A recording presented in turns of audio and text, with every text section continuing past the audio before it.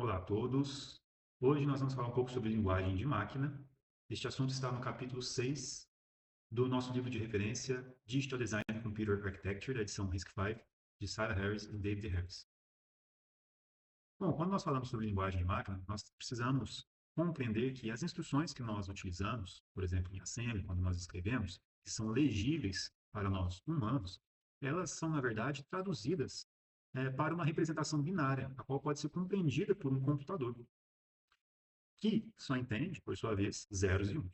Né? Então, portanto, existe uma codificação associada às instruções que nós programamos, utilizamos, que é traduzida no seu conteúdo em zeros e uns.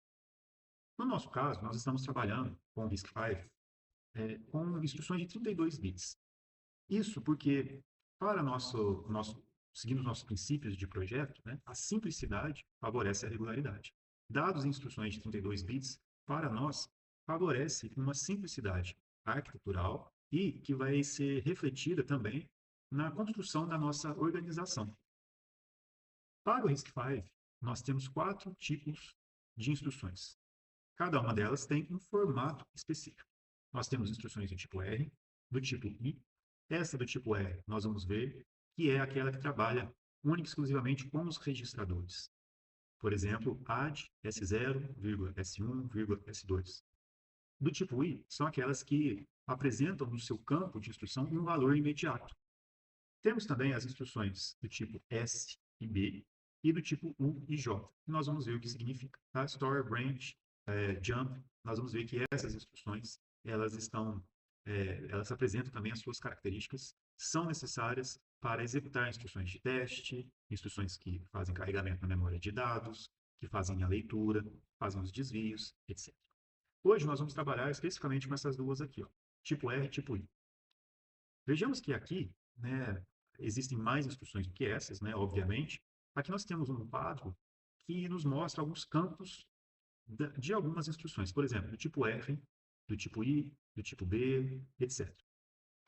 Essas instruções, apesar de serem do mesmo tipo, elas podem, por exemplo, vou pegar aqui o caso do tipo R, né? Apesar de elas serem do mesmo tipo, observe que os campos que estão presentes nesta instrução, elas se diferem, obviamente, com a intenção de permitir que o processador compreenda que se trata de uma instrução, de uma operação diferente a ser realizada, né? Então, ele não entende zeros e uns, é através de uma codificação que está presente nestes campos da instrução que nós conseguimos fazer com que o computador compreenda aquilo que precisa ser feito. Olha só, por exemplo, as instruções do tipo R aqui, ó, para as instruções add e sub, né, elas apresentam, por exemplo, o mesmo opcode. Nós vamos ver o que é isso aqui. É o opcode, que é o código de operação, né? Este campo está presente na instrução, naquele conjunto de 32 bits. Existe um outro campo, que também nós vamos ver, que se chama funct3. É um campo de 3 bits, por isso 3 no final. Aqui nesse caso, eles também são iguais. E se a gente pensa, mas como que o processador vai compreender que se tratam de operações diferentes? Ora, também temos outros campos responsáveis por determinar como essas instruções devem ser interpretadas. Por exemplo, funct7, no qual, para essas duas instruções, elas se diferem.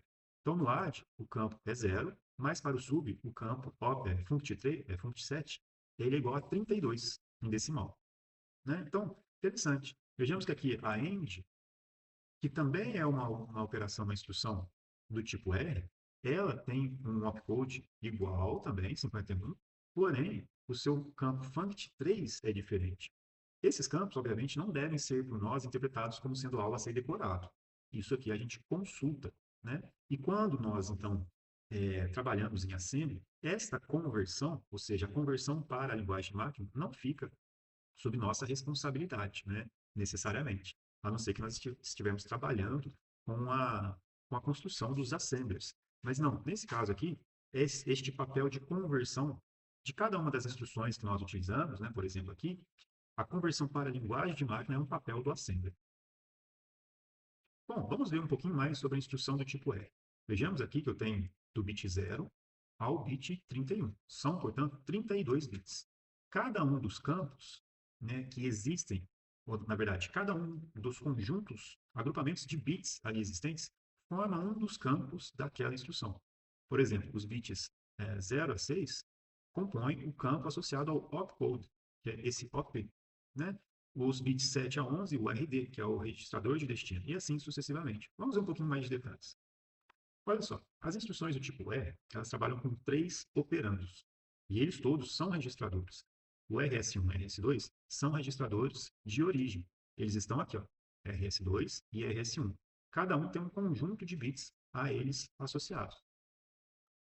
O RD é o registrador de destino. Ele está aqui, ó, os bits 7 a 11. Outros campos, como nós já comentamos, representam o opcode, que é o código de operação, o funct7 e o funct3, né?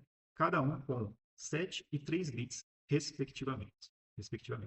E o opcode, com ele associado, nós podemos compreender qual instrução, qual operação, perdão, vai ser executada. Vamos, por exemplo, né, entender um pouquinho mais, né, a respeito destes campos aqui, o que eles representam. Olha só, a minha instrução, minha semi, é essa aqui, né? Por exemplo, criei essa instrução add S2, S3, S4. Em qual linguagem que esta instrução está representada? Em assembly. É algo que nós humanos conseguimos compreender facilmente. Porém, como nós comentamos, o computador não vai compreender desta maneira. Ele vai compreender zeros e uns. Portanto, eu preciso transformar esta operação, essa instrução, na sua representação respectiva em bits. Portanto, eu preciso preencher cada um dos campos desta instrução com os valores correspondentes. Por exemplo, olha só, vimos que a instrução add, olha, que é essa que nós estamos trabalhando, tem o opcode 51, o campo funct7 igual a 0 e o funct3 igual a 0.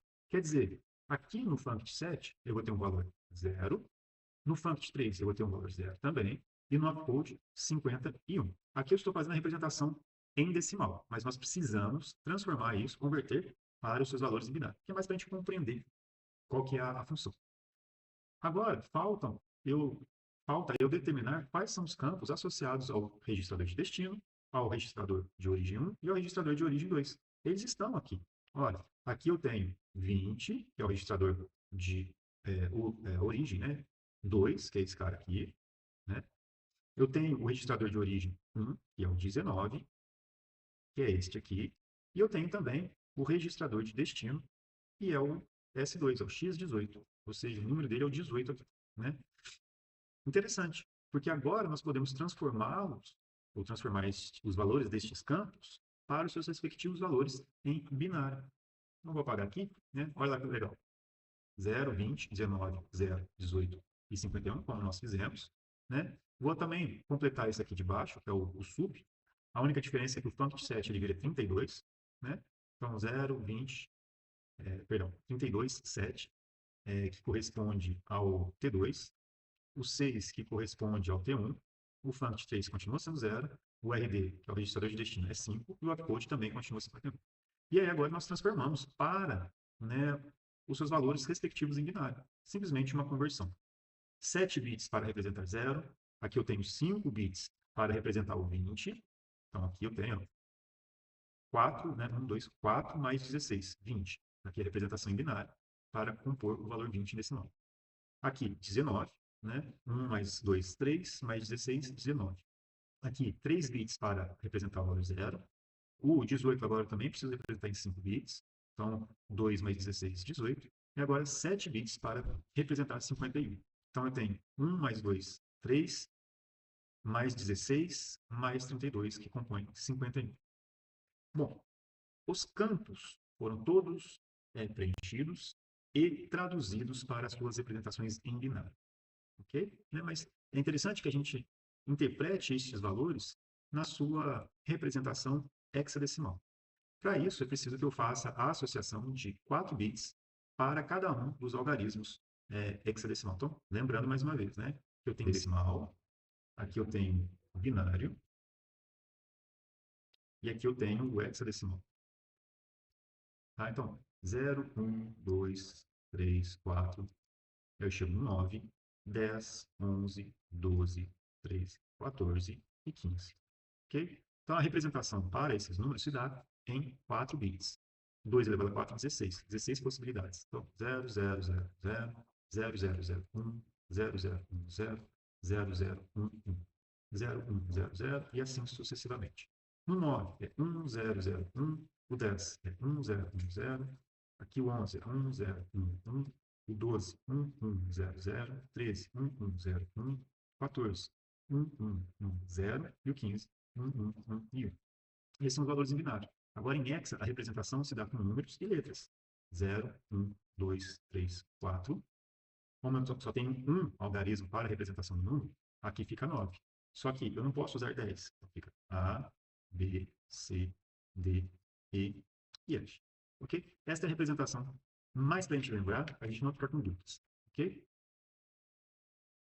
Então, quando nós fazemos a conversão aqui de binário para hexadecimal, nós precisamos agrupar os valores em binário para conjunto de 4 bits. Então, aqui fica, olha só, 0, aqui 4 bits, 1, aqui 1, 2, 4, aqui fica 9, aqui fica 8, aqui fica 9, aqui fica 3 e aqui também fica 3.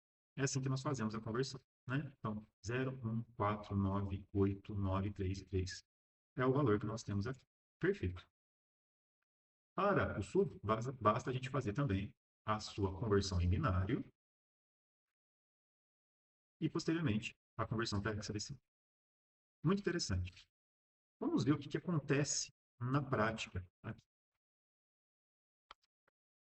Vamos supor que eu tenha, por exemplo, então, esta instrução. Né? A instrução que nós tínhamos é add S2, S3, S4. Então, a instrução que nós estamos trabalhando aqui, add S2, S3 e S4. Ou seja, o conteúdo existente em S3 e S4 são somados e o resultado é salvo em S2. Então, nós já transformamos isso para a linguagem de máquina. Está aqui.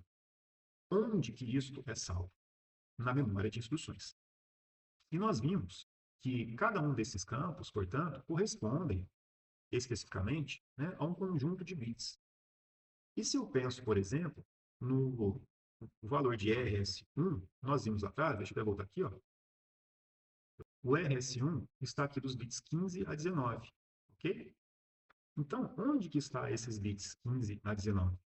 Olha só, eles estão aqui. Olha que interessante, eles aparecem aqui para mim. E isso corresponde para nós em uma ligação física, lá na organização. Nós temos aqui, então, a representação de uma microarquitetura, no caso, uma microarquitetura de ciclo único, e nós vemos a existência aqui de barramentos. Por exemplo, aqui eu tenho um barramento que corresponde à instrução, no que contém os valores da instrução e que são disponibilizados para mim. Neste caso, os bits 15 e 19 estão ligados na entrada A1 do banco de registradores. Neste caso, estes 5 bits que aqui chegam, né, na verdade são fios, estes 5 bits correspondem a um barramento de endereço. Né? E esses valores aqui contidos fazem com que esta entrada contenha ali um endereço, né? Ou seja endereçado. Né? Quando eu faço esse endereçamento, portanto, né, dos bits 19 a 15, eu escolho, né? A palavra não é essa, mas eu endereço um dos registradores. E o valor contido naquele registrador sai para mim nesta saída, né, que corresponde aos dados do registrador armazenados naquela posição. Então, vamos supor aqui que eu tenho um banco de registradores. Vou até puxar para cá. Vou até puxar para cá. Vamos supor que eu tenho aqui um banco de registradores de 4 posições. 1, 2. É diferente, lá é 32, né? Mas aqui são 4. E aqui eu tenho os seguintes valores. Olha, eu tenho o valor aqui 7, aqui eu tenho o valor 10, aqui eu tenho o valor 5, aqui eu tenho o valor 20. Tá? Bom, cada uma dessas posições representa para mim um registrador, que é endereçado pelo seu respectivo endereço. Se eu tenho 4 posições, eu preciso, portanto, de 2 bits para representar o endereço, né, daquele banco de registradores. Então, vamos supor que aqui seja 0, aqui seja 1, aqui seja 2 e aqui seja 3. Né? Eu representei em hexa para trazer a ideia da posição de memória. Né? Aqui a gente está falando do banco de registradores.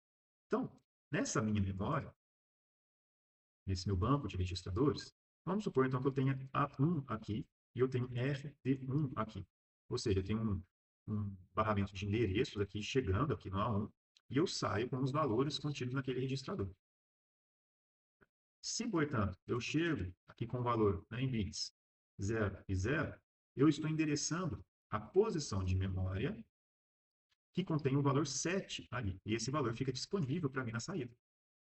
Ok? Se agora eu, ao invés do 0, 1, né, eu escolho uma outra posição, vamos pegar aqui, por exemplo, eu seleciono o 1 e 1, tá? O que acontece? Eu seleciono a posição 3. Nesse caso, o registrador seria este aqui, o último. Né? Então, 0, 1, 2 e 3. Né? Seria o quarto registrador. E o valor que sai aqui para mim é 20. Este é o mesmo raciocínio que nós precisamos ter aqui com o banco de registradores. Eu tenho aqui, ao invés de 2 bits, 5. Portanto, 2 elevado a 5, 32 possibilidades. Quando eu chego com os bits ali, né, por exemplo, aqui nós estamos falando do RS1, eu estou selecionando ó, 1 mais 2, 3 mais 16, 19. Eu estou selecionando o registrador 19.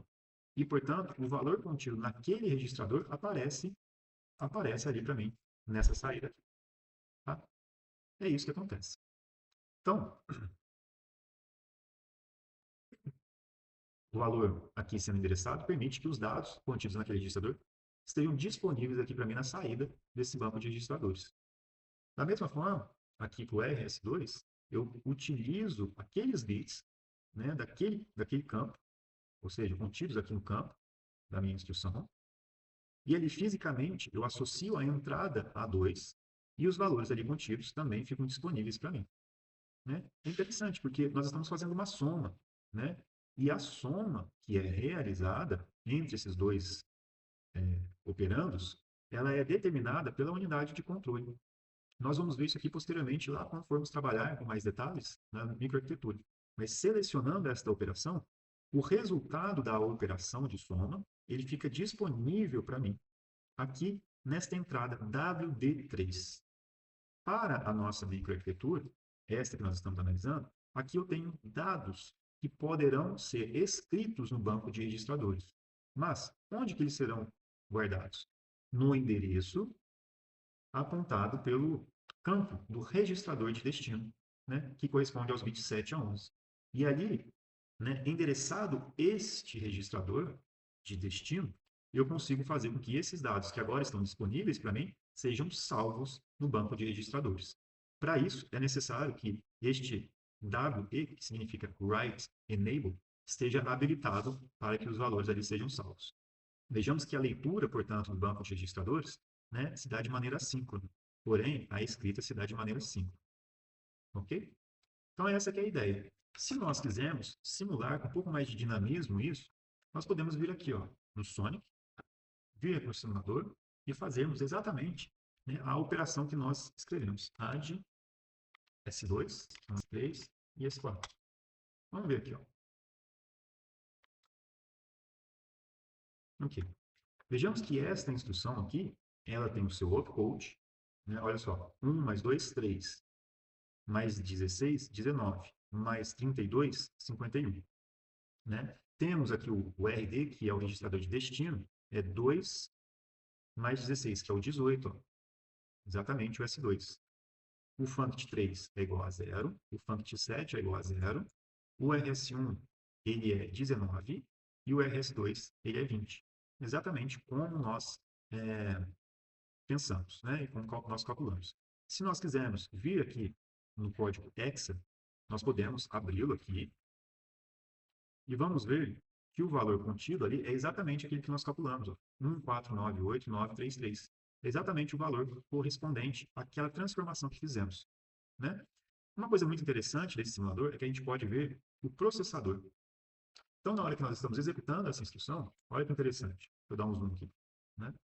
O PC, que é o computador de programas, ele aponta para a instrução a ser executada. Nesse caso, o valor dele é 0, tá? Para esta simulação. Então, o valor 0, né, da posição de memória de instrução, contém essa instrução. Mas o computador, o processador, ele vai entender desta maneira aqui, olha, A de x18, x19, x20, Não, ele vai entender a linguagem de máquina, zeros e uns. E o que que tem lá dentro dessa posição de memória? Este valor aqui, ó. Olha lá. Este valor é exatamente aquele que nós calculamos, né? Essa instrução, portanto, foi traduzida em linguagem de máquina e contém este valor naquela posição. É interessante, porque nós vimos que isso aqui, ó, esses bits, essa representação, corresponde aos bits daqueles campos da instrução que armazenam os valores, né, que nós temos interesse. Por exemplo, o A1, que é o registrador de origem 1, ele está aqui na posição A1, né, na porta de endereçamento desse banco de registradores, que é a A1. O valor ali contido sai aqui para mim e, né, fica disponível. No caso é zero, porque nós não iniciamos, né, esse valor. Da mesma forma, aqui dos 20 ao 24, os bits 20 a 24 ficam disponíveis para nós. Olha que interessante agora, né? A operação a ser executada corresponde à soma. Se nós quisermos entender o que acontece com esse resultado, a gente pode acompanhar essa linha laranja, que corresponde à linha ativa nesse caminho de dados. Veja que esse valor que é zero, ele fica disponível para mim. Esse multiplexador, ele tem aqui, olha, um bit de controle fornecido pela unidade de controle, que seleciona a entrada zero, e essa entrada zero sai aqui para mim, ó, fica disponível e volta para o WD3. Né? Onde que eu vou salvar? Eu vou salvar no registrador que está sendo endereçado pela entrada A3, que é o 18. Né? Vejamos que nós comentamos sobre a necessidade da memória no banco de registradores ter um write enable igual a 1. Né? Isso acontece porque eu estou gravando no meu banco de registradores.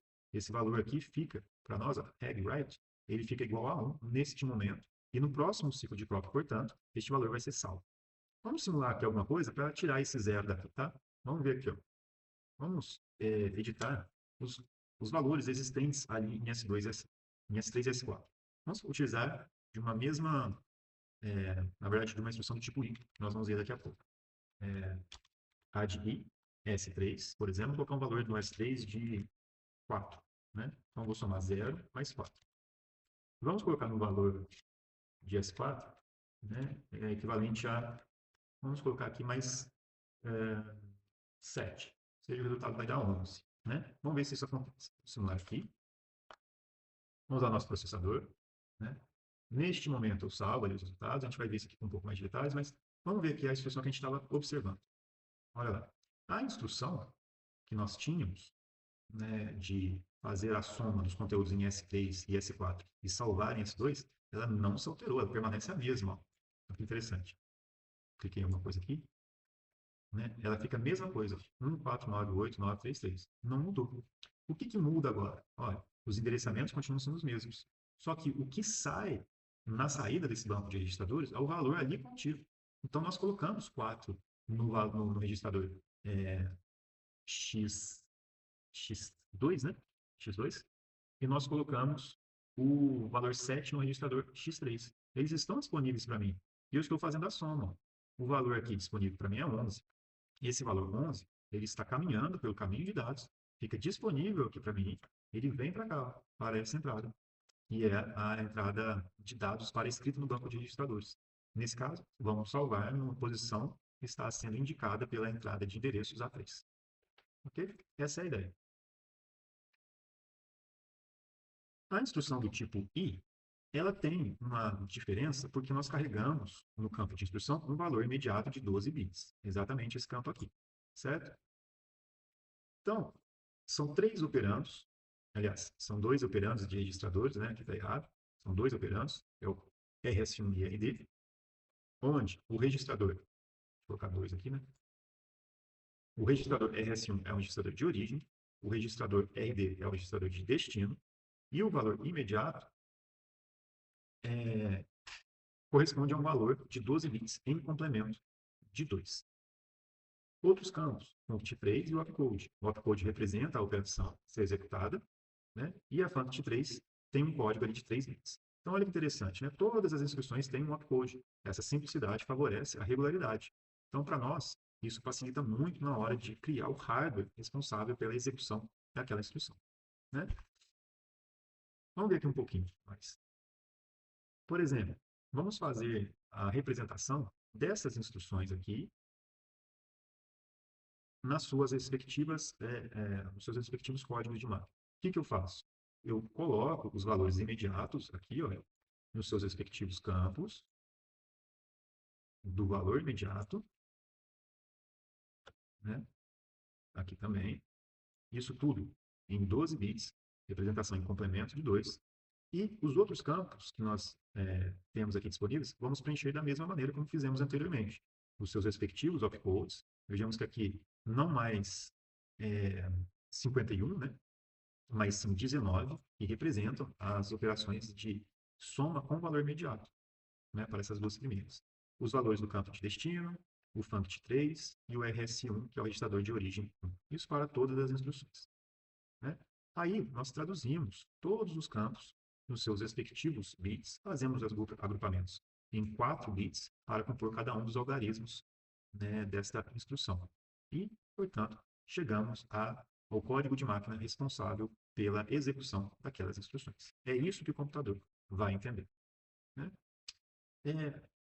Por que isso acontece na prática? Vamos pegar aqui, por exemplo, essa instrução aqui, ADI S0, S1 e 12. Vamos lá no meu Sonic. Vamos fazer aqui. ADI S0, S1 e 12. Né? Vamos ver o que acontece nessa instrução. Vejamos que agora, né, diferente do anterior, né, por exemplo, esse cara aqui, em que nós tínhamos 3 campos de registradores, agora nós temos apenas 2, né, o RD e o RS1. Esse campo RS2 e o funct7, que é de 5 mais 7 bits, eles se transformaram em apenas um de 12. Tá? Então, nessa instrução, o que acontece na prática? A instrução está salva aqui na minha memória de instrução, né? Eu ainda utilizo o valor de um dos registradores, o X9, e também endereço aqui no A3 o registrador onde eu vou salvar os números, né? Vejamos que aqui o A12, que corresponderia ao registrador de origem 2, ele não está sendo utilizado. Aí, eu tenho um valor imediato, que é de 12, disponível aqui para mim, olha, nesse caminho aqui, ó. E a gente entende que a operação não acontece de 32 em 32 bits.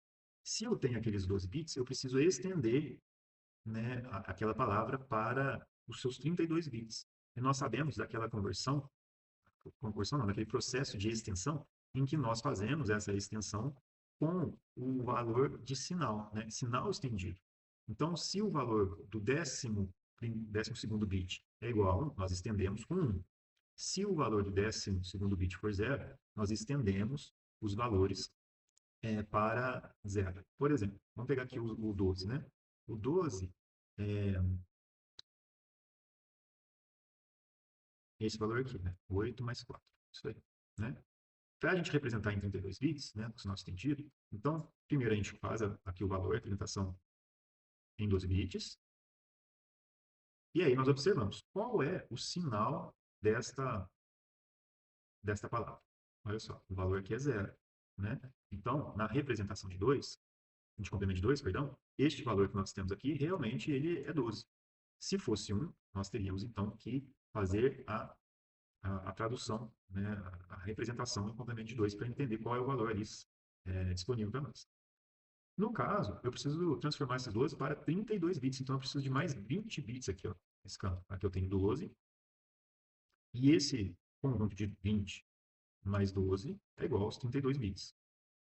Portanto, esse 0 aqui, ele é utilizado para fazer a extensão do sinal e transformar esta palavra nos seus 32 bits. Tá? É isso que acontece. No caso, olha só que legal. Aqui, né, chegando 12 lá, vejamos que a palavra que eu tenho disponível para nós, ela, né, que no caso não se alterou, continua sendo 12, ela vem para cá, vejamos que o caminho de dados está, né, aqui em laranja, né, está ativo para nós, e o valor que eu tenho aqui, ó, é o 12.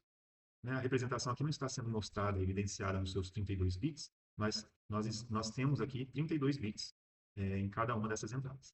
O resultado de 0 mais 12 fica, né, disponível para nós da mesma maneira. O resultado aqui, ó, 12, vem para cá e nós salvaremos na entrada, aliás, um registrador que está sendo indicado pelo endereço associado a esta entrada A3. Ok? Basicamente é isso.